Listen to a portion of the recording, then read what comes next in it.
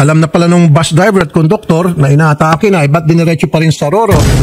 Umabot na sa Raffy Tulfo in action ang nangyari sa isang OFW na nag-viral kamakailan matapos itong makitang wala ng buhay sa loob ng isang series bus sa lungsod ng Sibulan, Negros Oriental. Bus company, papanagutin umano ni Senator Raffy Tulfo dahil umano sa kapabayaan ng driver at konduktor. Sa halip daw kasi nadalhin sa ospital ang OFW, diniretso umano sa Roro. Kahit alam umano ng driver at konduktor na masama ang pakiramdam ng OFW na kinilalang si Wilma Ausa Kalidgid, 42 years old na taga Manuyod, Negros Oriental. Ito pong bus company, panagutin dahil sa kapabayaan. Alam na pala nung bus driver at konduktor na inaatake na, ba't diniretso pa rin sa Roro? Maling-mali.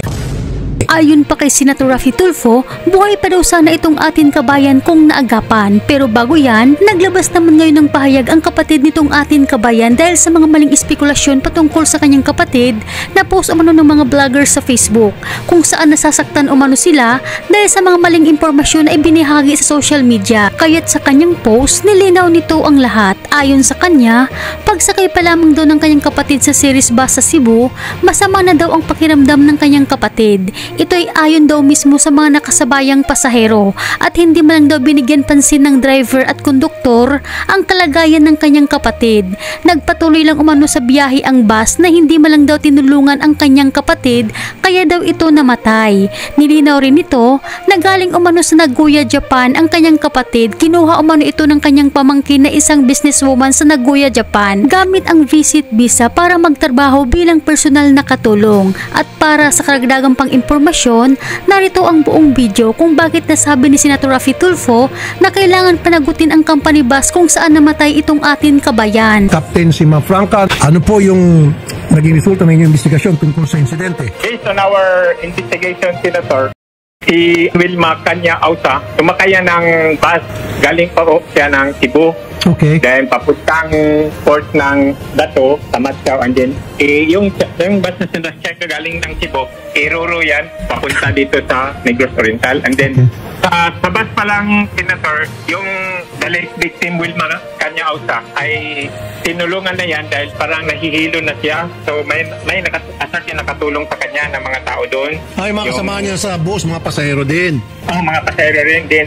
Parang nahihilo siya din. Binigyan siya yung mga essential invocation like ng white flower, polar bear, para masikat niya. So, nang dumating sila sa port ng Bato, yung Tamatkaw, yung Roro, yung series na sinasakyan nila, hindi na siya bumaba ng bus para magkuha ng ticket na naman para patawid dito sa Negros Oriental.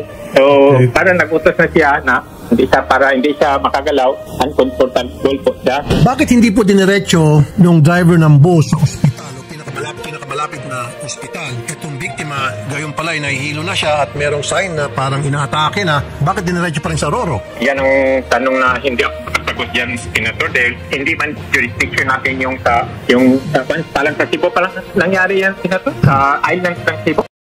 Kung diniretso ito sa ospital, baka naagapan pa. Itong ginawa ng boss, idiniretso, itong driver, idiniretso sa Roro. Yes po. Maling-mali. Tama po.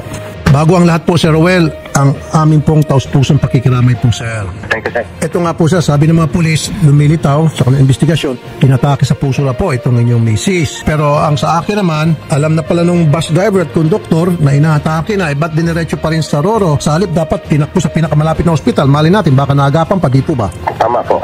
Dapat nga yan ng hospital pa para maagapan. Yun nga po, kasi nahihilo daw, hindi na makahinga, kaya nga may mga kapapasahero na nagbigay sa kanyang white flower, kinukomfort siya. Yun palang sinyalis na yun na mayroong malaking health problem na itong. So dapat yung konduktor, sabi ko nga sa mga hearing sa DOTR, trained na para ma-spot nila, trained sa first aid, at kapag nakita nila talagang hirap na makahinga o mukhang atakin sa puso, tinakbo sa pinakamalapit na ospital, hindi sa Roro.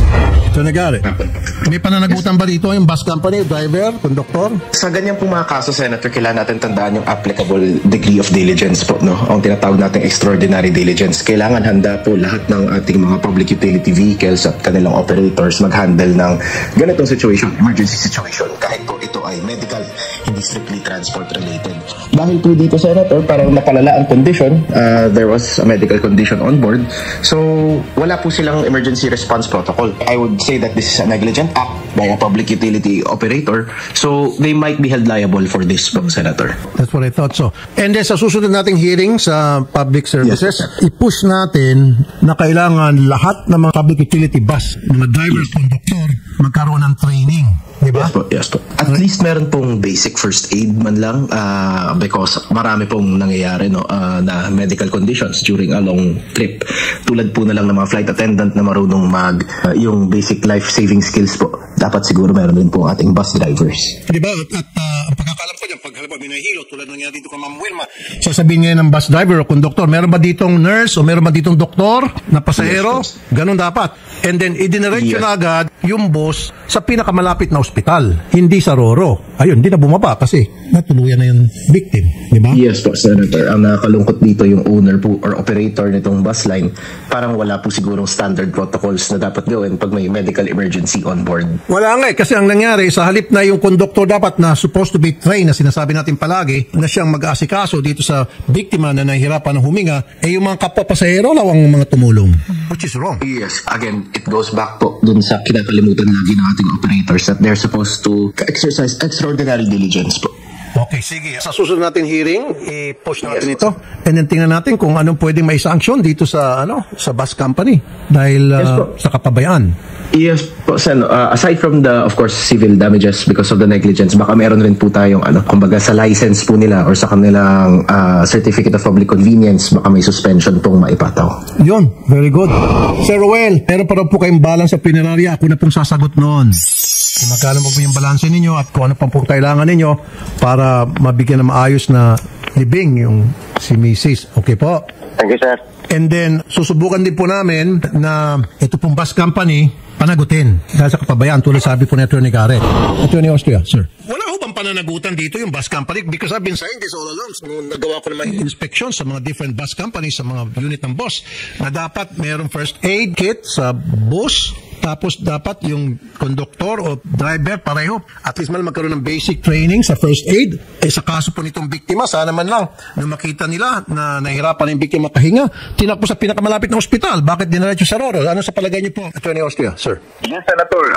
Actually, isa po sa mga terms and conditions ng mga prangkisa po or CPC is to ensure that yung pong ating public land transportation, that the operators can provide a safe public land transportation. I think that is part of the safety aspect po, yung pagkakaroon po ng mga medical kit. Tama po, Senator Rafi, that they should know kahit po yung mga basic first aid procedure or at least kung nakikita na po na nahihirapan yung isang pasahero, to alert the proper authorities po or medical personnel kung hindi po sila marunong, Senator Rafi.